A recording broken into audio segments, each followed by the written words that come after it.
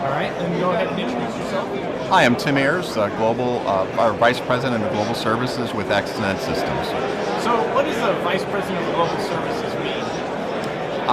Well, Joey, we're an owner-operator in one context of distributed networks, and in that context, we get involved in the pre-design work, doing some of the RF benchmarking in global services, and then we work with our network design team and construction teams. They design and build a network, and they hand it back off to us, and we do the commissioning, we integrate the carriers, and we bring the network into commercial service, and then we maintain and operate it over its commercial life cycle. So it's a big part of what we do. We also do a fair amount of consulting and technology consulting work for our customers, for carriers, for government agencies, mass transit systems, enterprise companies. So we're not just a company that's involved with our customers when we're doing a neutral host DAS or a small cell project or a carrier Wi-Fi project. We like to solve problems. And you also deal with municipalities, hotels, all of these different things, and to each one you're kind of different. You're a vendor to some, you're a utility to some. What are you guys? Great point. Yeah, we work with the municipal governments on all the things necessary for outdoor networks primarily, pole access rights and fiber and power and all of those things.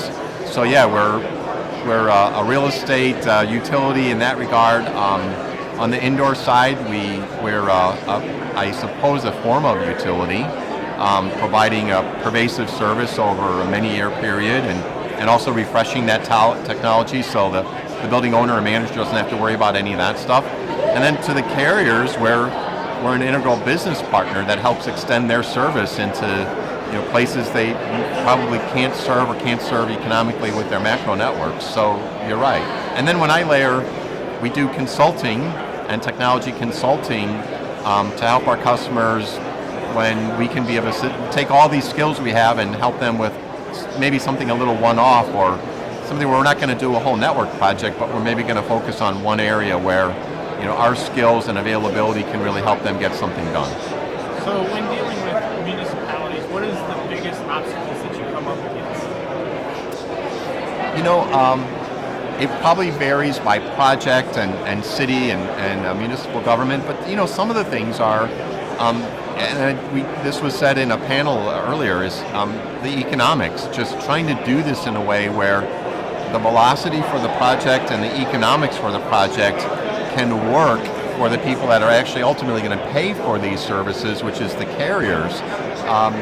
Just constantly working to make sure that all the parties involved understand, if this takes forever and it costs too much, it's not going to happen.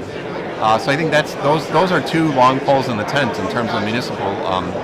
And I think some of the governments are starting to really recognize that and realize to bring these enabling services and to bring that value and to allow their landowners and managers to be competitive. They're starting to realize that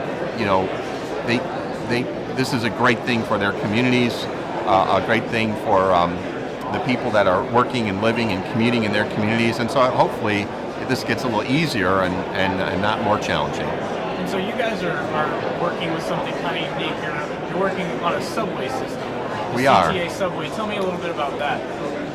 Oh, thanks. That's a really unique, fun project for us. We're working with the Chicago Transit Authority, a construction partner of ours that brings some really special skills in tunnel construction to design and build and then operate on behalf of the carriers and the CTA 22 miles of underground distributed antenna system, a neutral host. This particular neutral host will be owned by the carriers, and all four Tier 1 operators, but we've been the partner to help bring the design together, do the construction, get it all commissioned and in operation, and all this is happening in a very short time frame, from start to finish, under a year. And if you look at that compared with a couple other big underground transit systems that have taken years and years, we brought some unique things to this, which has made it a fun project. It's also exciting to say that it's on schedule and on budget. Is this going to be the most connected subway system in the country? I think it'll be among the best in terms of there aren't too many subway systems today that offer 3G and LTE in a very pervasive manner. A subway rider in Chicago can walk in off the street or frankly ride in off of an elevated line that ends up going into the subway, and we'll hand off from the macro at the mezzanine level where you go through the kiosk and get your ticket, all the way down to the platform level. While you're on the platform, step on the train, get going at 50 miles an hour through the subway tubes, and you're connected the whole time. And when you exit the subway tube back into the macro environment, it'll hand off. I mean, literally, to be able to do a voice call or a data session without ever dropping with LTE for all 4 carriers. I don't know if that's the only system like that at the moment in North America, but it's certainly one of very few.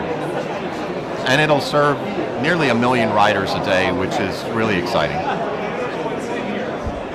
Great. That was